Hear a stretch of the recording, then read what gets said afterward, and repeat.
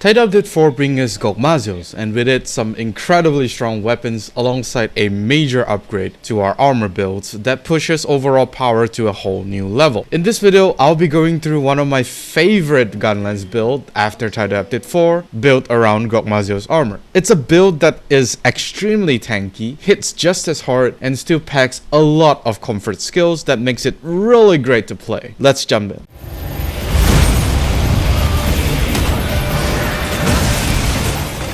Before we get into the build itself, let's first talk about what Gogmazios armor actually is and how it functions. This armor set introduced a very different approach to build crafting compared to what we have been using thus far. The core of the set is its set skill, Gogmapocalypse, which grants mutual hostility. Mutual hostility works in a similar way to Agitator in a sense that it activates when the monster is enraged. However, instead of boosting raw attack, mutual hostility provides a elemental attack increase, which benefit builds that rely heavily on elemental damage. The 4-piece bonus further enhances this elemental boost while also granting a temporary barrier that protects you from any damage. This barrier functions similarly to Guts. It completely prevents damage even from potential one-shot attacks without requiring your health to be above a specific threshold to activate. What makes this set bonus especially strong is that this temporary barrier can be reactivated whenever the monster becomes enraged, which happens quite frequently in hunts. Because of that, this set offers both strong offensive scaling and a very high level of survivability at the same time. Another key feature of Gogmazios armor is that each individual piece also comes with a built-in set skill from other monster armor set. This allows you to activate additional set armor bonuses beyond Gogmapocalypse, dramatically expanding your build options. Both the alpha and beta version of Gogmazios armor feature different built-in skills, different slot levels, and different associated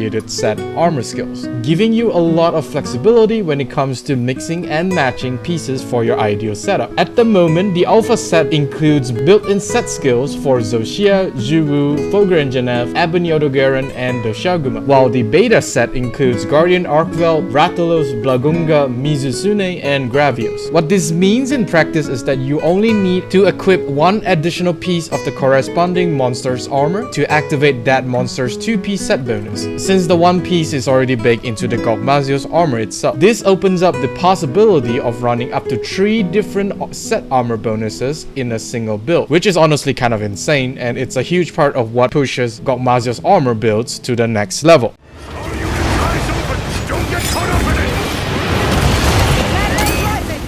So this is the Gogmazios Gunlance build I've been enjoying the most after TU Update 4. I call this the Flawless Vanguard build. The core idea behind this setup is taking a full advantage of the temporary barrier, which completely negates incoming damage. This does include chip damage from guarding and perfect guarding, by the way, which is a huge deal for Gunlance and plays a big role in how comfortable this build feels. By running 4 pieces of the Gogmazios armor, we gain access to Mutual Hostility 2, which provides an elemental attack boost and grants the temporary barrier whenever the monster is enraged. That by itself makes the build far more forgiving if you do get hit, while also keeping your damage consistent, especially since we are running peak performance in this setup. For the chest piece, we are using Zoshia Alpha, which allows us to activate Super Recovery. Super Recovery is very important here because it helps you keep your health topped off during moments when the barrier isn't active and you take a small amount of chip damage. Super Recovery is there to help you heal passively without needing to manually heal, which is a very good set bonus. The last set bonus I want to focus on is the Gravios set bonus, Flawless Armor, which we are able to equip directly on the Gogmartian weapon now that Gogmartian weapon can roll set skill and group skill. The group skill isn't really that important here because Gogmazios doesn't really have a group skill anyway. Flawless Armor effectively acts like a guaranteed Divine's Blessing whenever you are at full health. And because Mutual Hostility's temporary barrier prevents damage entirely, Flawless Armor ends up being active almost all the time. This means that whenever you are tanking chip damage or taking hits, when you have the temporary barrier, Flawless Armor will be activating because the game basically treats you at full health, allowing Flawless Armor to keep mitigating damage and helping us keeping the barrier for as long as until the barrier times out or depleted. All 3 set bonus work together extremely well, reinforcing each other and synergizes really well in keeping you alive as well as your damage uptime from peak performance. Ignoring Covering the weapon skills for now, this build runs Peak Performance 5, Agitator 5, Counter-Strike 3, Burst 2, Maximum Might 2, Element Absorption 2, and Evade Extender 2. Some of these skills like Burst, Maximum Might, and Elemental Absorption comes naturally from the armor pieces themselves, which is a nice bonus. Between those and the core damage skill, we are already covering pretty much everything Gunlance wants to do consistent damage. As per my usual build video format, I didn't include level 1 decorations or a specific talisman. Level 1 slots are very much personal preference and not everyone has access to the same talisman slots, so I prefer to leave that part flexible. That said, if you do want to customize this build further, level 1 decoration slots give you a lot of freedom. You can slot in comfort and utility skills like speed eating, recovery speed, recovery up, quick sheath, constitution, divine's blessing, or even elemental resistance depending on the hunt. This part is entirely up to you. For level 2 decoration slot, especially if you don't want to run evade extender, you have solid alternatives like earplugs, potbreaker, or stamina surge. Again, it really comes down to how you like to play Gunlance. Personally, I'd like to slot my skills something like this: recovery up 3, recovery speed 3, quick shift 3, and adaptability 1. If needed, I can always shift things around, dropping adaptability or recovery speed to slot in additional resistance for specific monsters. Those two sit lower on my priority list compared to the core survivability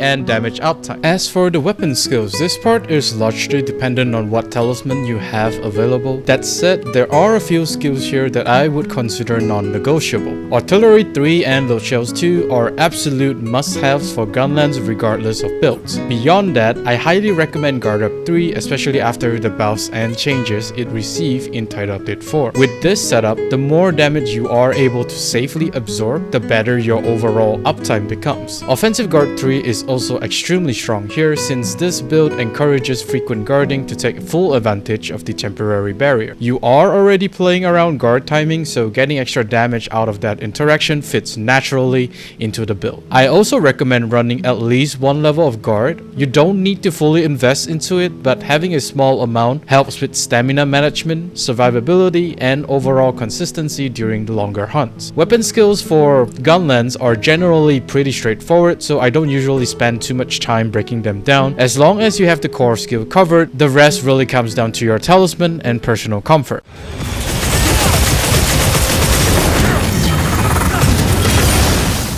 Before we wrap this up, I want to give a special shout out to Carnage for this inspiration behind this build. A lot of the ideas that went into Flawless Vanguard came from discussion and observation around similar setups, and I wanted to make sure credit is given where it's due. I also want to give a genuine thank you to my channel member. Your continued support makes it possible for me to spend time testing builds like this properly and putting together detailed breakdowns instead of rushing things out. From here, I prepared a demo hunt with this build so you can see how Flawless Vanguard actually performs in the real hunt right up until the capture on a 9.5 Steve. This should give you a good feel for the survivability, uptime, and overall flow of the build in practice. As always, thank you for watching. Courage and honor.